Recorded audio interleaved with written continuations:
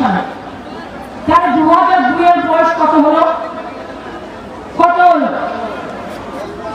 3, ওদিকে হলো 10, 13, 3, এদিকে হলো 25 চলছে, 37 বছর ওর মোটামুটি জন্ম। তার মানে মনে রাখবেন, ওকে বলছে তোমার বাবা মার বার্থ সার্টিফিকেট দাও।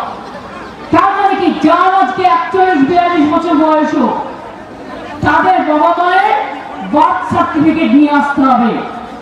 কোথা থেকে নিয়ে আসবে? যারা বলছে তাদের বার্থ সার্টিফিকেট আছে তো, ও হোম মিনিস্টার অমিত শাহ, আমাকে গ্রেফতার করো যদি আমি মিথ্যে কথা বলি।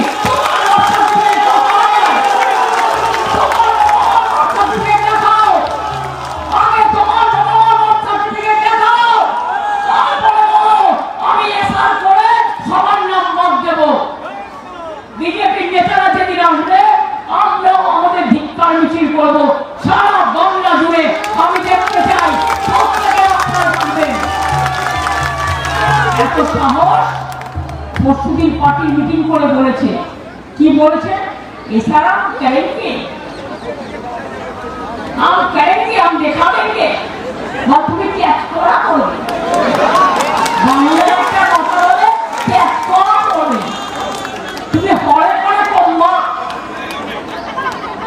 তুমি হরে করে কমবা, কিছু নাই মাথায়, কিছু নাই। বারবার চোখটা মমতা ব্যানার্জির ভাষণের থেকে বেশি পেছনের পোস্টারে যাচ্ছিল, যেখানে লেখা রয়েছে যে এ লড়াই নাকি বাঙালির লড়াই, আর সামনে লেখা রয়েছে যে যতক্ষণ দেহে আছে প্রাণ রাখিব বাঙালির মান। মানে একটুও লজ্জাটুকু আছে নাকি, সেটুকুও বিক্রি করে দিয়েছে। যদিও আপনাদেরকে জানিয়ে দিয়ে যে মমতা ব্যানার্জিকে নিয়ে বলার অনেক কথা আছে, কমেন্ট ট্রোল করারও অনেক কথা আছে, কারণ যে অঙ্ক নিয়ে তিনি প্রথমে মাথা ঘামাচ্ছিলেন সেটার প্রশ্নও ভুল নাকি উত্তর ভুল আমি নিজেই কনফিউজ। কারণ নিজেই বলছেন 2002 জন্ম, তাহলে 1987 জন্ম হলে 2002 বয়স কত, তারপর হিসাব করছেন 2025, সেটাও ভুল বলছেন। 2002 হলে তো ভাই 15 হয়, আর 2025 হলে তো 38 হয়, কারণ 5 আর 3 8 হয়, 5 আর 3 তো 7 হয় না দিদির হিসাব অনুযায়ী। তো একটা অঙ্ক আপনি এবং আপনার পেছনে বসে থাকার নেতারা করতে পারে না, আর আপনার এক্সপেকটেশন যে 26,000 চাকরি যেটা হারিয়ে ফেলেছে আপনার পার্টির ঘুষের জন্য, তারা আবার পুনরায় পরীক্ষা দিয়ে নাকি চাকরি পাবে। মানে বুঝতে পারছেন, আপনারা একটা অঙ্ক করতে পারছেন না, আর সেই চাকরি হারাদেরকে বলছেন পুনরায় পরীক্ষায় বসতে। মানে সেই পথেই তো ঠেলে দিয়েছেন, তাছাড়া তো আর কোনো অপশন নেই। বিষয়টা এটা না, বিষয়টা হচ্ছে যে বাংলায় এসআইআর করাটা একটা চ্যালেঞ্জ, আর যে চ্যালেঞ্জকে অ্যাকসেপ্ট করেছেন অমিত শাহ, এমনটাই বলছেন রাজ্যের মুখ্যমন্ত্রী মমতা ব্যানার্জি। আমি বলছি না, তিনি নিজেই বললেন যে অমিত শাহ নাকি চ্যালেঞ্জ অ্যাকসেপ্ট করেছেন। দিদির কাছে হয়তো এখনো পর্যন্ত খবরটি যায়নি, যে খবর অলরেডি আমার কাছে চলে এসেছে সেটা হচ্ছে এইবার আবারও বড় নির্দেশ দিয়েছেন জাতীয় নির্বাচন কমিশন, যেখানে বলেছেন ভোটার কার্ড বিলিতে আর ডিএমদের লাগবে না, অর্থাৎ ডিইওদের লাগবে না। সমস্ত দায়িত্ব দায়ভার দেওয়া হয়েছে সিইও দফতরের নজরদারিতে, অর্থাৎ ফেরও বড় সিদ্ধান্ত জাতীয় নির্বাচন কমিশনের দিক থেকে। পশ্চিমবঙ্গে করবেন এসআইআর, আর প্রত্যেক দিন ভাববেন না যে এসআইআর কিভাবে করব, সেটা তো হতে পারে না। মানে জাতীয় নির্বাচন কমিশন ভাববেন না, নতুন নতুন প্রসেস বার করবেন না, এটা তো হতে পারে না। কারণ দেখছেন তো, সাপ এমনি কামড়ায় না, সাপ ভয় কামড়ায়। দিদি এমনি এমনি চিৎকার করছেন না। দিদি সমস্ত খবরের ডিটেলসে যাওয়ার আগে নমস্কার, আমি অদ্বিতীয়া রয়। আজকে আবার চলে এসেছি আমার ছোট্ট ইউটিউব চ্যানেল সঙ্গে অদ্বিতীয়ায়। আপনাদের সকলকে প্রণাম ও ভালোবাসা জানিয়ে আজকের লাইভ আমি এখান থেকে শুরু করব, যেখানে নির্লজ্জতার প্রমাণ আবার মমতা ব্যানার্জি দিয়েছেন। সেই খবরে যাওয়ার আগে আপনাদেরকে জাতীয় নির্বাচন কমিশনের আরেক বড় সিদ্ধান্তের কথা জানাই, যেখানে এবার থেকে ভোটার কার্ড সরবরাহের দায়িত্ব ডিইওর ওপর নয়, রাজ্যের ডিএম এর ওপর নয়, যে ডিএমদেরকে ডিইও করা হয় তাদের ওপর নয়। এইবার ভোটার কার্ড সরবরাহ করা হবে সিইও দফতরের নজরদারিতে। যেখানে কি বলা হয়েছে, বলা হচ্ছে যে রাজ্যের মুখ্য নির্বাচনী আধিকারিকের সিইও দফতরের অধীনে আনা হয়েছে, যেখানে মানে স্বতন্ত্র করা হয়েছে এই সিইও দফতরকে, যেখানে থাকবে না রাজ্যের অফিসাররা। কি বলা হচ্ছে, 1.5 লক্ষের বেশি এপিক ডাক বিভাগের মাধ্যমে ভোটারদের বাড়িতে বাড়িতে পৌঁছানোর সিদ্ধান্ত নিয়েছেন জাতীয় নির্বাচন কমিশন। এই সিদ্ধান্ত নেওয়ার আগে আপনাদেরকে জানতে হবে যে তাহলে আগে কি ছিল। আগে ছিল যে বুথ লেভেল অফিসাররা যাদেরকে বিএলও বলা হচ্ছে এবং ইলেকট্রাল রেজিস্ট্রেশন অফিসার যাদেরকে ইআরও বলা হচ্ছে, তাদের মাধ্যমে জেলা নির্বাচনী আধিকারিকদের দপ্তরে এপিক আসতো, তারপর সেখান থেকে সরবরাহ হতো। কিন্তু সেই ভরসাটা আর নেই সিইও, সেই ভরসা আর নেই জাতীয় নির্বাচন কমিশনের, কারণ মুখ্যমন্ত্রীকে দেখে বুঝতে পারছেন যে এসআইআর হবে আর সেই এসআইআর প্রসেসে রাজ্য সরকার ইন্টারফেয়ার করবে না, এটা হচ্ছে না। এবং আধিকারিকদেরকে প্রেসার এবং সাঁড়াশি চাপে মমতা ব্যানার্জি রাখবেন না, এটা হচ্ছে না। তাহলে পুরো প্রসেসটাকে বাইপাস করে দিতে হবে। সেই কারণে ডাক বিভাগের মাধ্যমে ভোটারদের বাড়িতে বাড়িতে পৌঁছে দেওয়ার সিদ্ধান্ত নিয়েছেন জাতীয় নির্বাচন কমিশন। সেপ্টেম্বর মাস থেকে কাজ জোর সোর্সে শুরু হবে, কিন্তু তার আগে যত নতুন ভোটার কার্ড ডিইওদের কাছে পড়ে রয়েছে বর্তমানে, তাদেরকে নির্দেশ দিয়েছেন যে 15 দিনের মধ্যে প্রত্যেকটি ভোটারের বাড়িতে বাড়িতে ভোটার কার্ড পৌঁছে দিতে। কারণ 20 আগস্টের পর যদি কাজ সম্পন্ন না হয় তাহলে বাকি ভোটার কার্ডগুলি সিইও দপ্তরে জমা দিতে হবে। তারপর সিইওর নজরদারিতে যেটা ঘটবে সেটা হচ্ছে ডাক বিভাগকে কাজে লাগিয়ে ভোটারদের বাড়িতে বাড়িতে পৌঁছে যাবে ভোটার কার্ড, কারণ এই প্রসেসের মাধ্যমে নাকি খুব দ্রুত কাজটি সম্পন্ন হবে, এমনটাই আন্দাজ করছেন জাতীয় নির্বাচন কমিশন। অর্থাৎ ভোটার কার্ড সরবরাহে এবার পুরোপুরি বাইপাস করা হলো ডিইওদেরকে, সমস্ত দায়িত্ব থেকে সরানো হলো। সেই কারণেই জাতীয় নির্বাচন কমিশন সিইওর নজরদারিতে ভোটার কার্ড সরবরাহ করবেন। কেন? কারণ প্রচুর ভুয়ো ভোটারদেরকে রেখে দিচ্ছেন, সরকার সরাসরি দাপট খাটাচ্ছেন। আরে যে সরকার মাইক হাতে পাবলিক ফোরামে দাঁড়িয়ে বলতে পারেন যে আমি এসআইআর করতে দেব না, সেই সরকারকে জাতীয় নির্বাচন কমিশন কিভাবে ভরসা করতে পারেন একবার ভাবুন তো। যেখানে উত্তর 24 পরগনায় রাজারহাট গোপালপুর এলাকায় 300টির বেশি এপিক বিলি করতে গিয়ে 300টির বেশি ভোটারের খোঁজই পায়নি, এপিকের হদিসই পায়নি, হদিসই মেলেনি, পৃথিবীতে খুঁজেই পাওয়া যায়নি, আর এখনো তারা কোনো ক্লেম করেনি। আর তার মধ্যেই আবার একটি খবর সামনে আসছে যে হাসনাবাদের আমলানি পঞ্চায়েত এলাকায় 234 নম্বর বুথের 339 জন ভোটার রয়েছে, যার মধ্যে 27 জন অদৃশ্য ভোটার। কেউ মৃত, কারোর বিয়ে হয়ে অন্যত্র চলে গেছে, অথচ তাদের নামও থেকে গেছে। কিন্তু সেটাই তো হচ্ছে না ভেরিফিকেশন প্রসেস। দেখুন, ভেরিফিকেশন আলাদা, ভেরিফিকেশন প্রসেস আলাদা, আর এসআইআর আলাদা। আর এখন সরকার সেই চাপেই রয়েছে যে ভেরিফিকেশন শুরু হয়ে গেছে মানে এসআইআর এ ঢুকবে। ভেরিফিকেশন মানে কি? রুটিন চেকআপ চলছে এখন। রুটিন চেকআপের পর যেটা হবে সেটা হচ্ছে ডিপার চেকআপ হবে, ডেপথে ঢুকবে জাতীয় নির্বাচন কমিশন। এবং সেই কারণেই ভয়, যে ভয়ে, এত ভয় যে মমতা ব্যানার্জি ওপেন বলছেন যে 4 জন আধিকারিককে সাসপেন্ড করেছেন ইসিআই, সেই অর্ডার আমি মানি না, তাদেরকে সাসপেন্ড আমি হতে দেবো না। মানে মামাবাড়ি আবদার, মানে কি বলছেন আপনি এগুলো? কাকে বলবো যাচ্ছেন?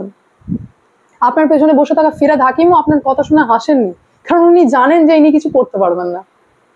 এক্সাম্পল দিই, সিএ তে আপনারা দেখতে পেলেন যে মুর্শিদাবাদে আগুন লাগলো, পাবলিক হ্যারাসড হলো, সরকারি সম্পত্তি নষ্ট হলো, কিন্তু মমতা ব্যানার্জি আপনি যে চিৎকার করে বলছিলেন সিএএ হতে দেব না, আটকাতে পেরেছেন? পারেননি তো, কারণ নিয়ম কানুন বলে কিছু রয়েছে। তো আপনি কাকে ভুল বোঝাচ্ছেন? বাঙালিদেরকে আপনি নিরক্ষর ভাবছেন নাকি? একটু ক্লিয়ার করে দিই। প্রথমে আমি আপনাদেরকে জানাবো যে দিদিকে একটু বলতে হবে যে অলরেডি জাতীয় নির্বাচন কমিশনের দিক থেকে আপনার মুখ্য সচিবকে যে চিঠি এসেছিল সেখানে অলরেডি সেকশন 13CC উল্লেখ করেছেন। এটা নিয়ে আমি আগে আপনাদেরকে এক্সপ্লেন করেছি, যেটা আপনারা স্ক্রিনে দেখতে পাচ্ছেন। আর তার নিচে একবার দেখে নিন, সেকশন 32 সাবসেকশন 1 এর কথা এখানে উল্লেখ করে বলা হয়েছে যে সরকার কি করতে পারে, সরকার কি করতে পারে না, কতটা এখতিয়ার আছে, কতটা নেই। সেই কারণেই বলছেন যে সেকশন 32 সাবসেকশন 1 এ এখানে ইন্টার আলিয়া কথাটি ইউজ করেছেন, দ্য ওয়ার্ড, যার মানে হচ্ছে অ্যামং আদার থিংস। দেখুন স্ক্রিনে পরিষ্কার দেখতে পাচ্ছেন যে when section 32 subsection 1 says inter alia, যেটা একটা Latin word, it indicates that apart from other duties, অন্যান্য ডিউটি ছাড়াও one key duty is to conduct election in the constituency। এটা মমতা ব্যানার্জি ভুলে যাচ্ছেন নাকি?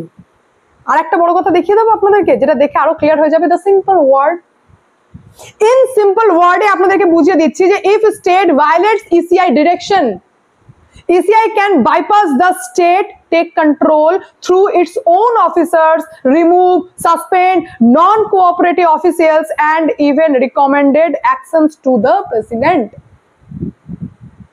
মানে বুঝতে পারলেন কি বলা হচ্ছে? যদি ইসিআই আর স্টেট গভর্নমেন্ট কোনো নির্দেশ দিয়ে থাকেন, ধরুন ইসিআই বলছেন যে এসআইআর করব আর স্টেট গভর্নমেন্ট বলছেন হতে দেব না, তাহলে ইসিআই এর কথাই মান্যতা পাবে? এর মানে তাই? সিম্পল ওয়ার্ডে যেখানে পরিষ্কার বলেছেন যে ECI can bypass the state, take control through its own officers, নিজের কন্ট্রোলে নিয়ে নিতে পারবেন। আর কি বলছেন? রিমুভ, সাসপেন্ড, মানে দিদি কি বললেন সেটা একবার শুনে নিন। কেন বলছি, আমি কেন এতটা এক্সপ্লেন করলাম সেটা একবার শুনে নিন। দেখুন, আপনাকে রক্ষা করতে হবে। সরকারি কর্মচারীদের ভয় দেখানো হচ্ছে।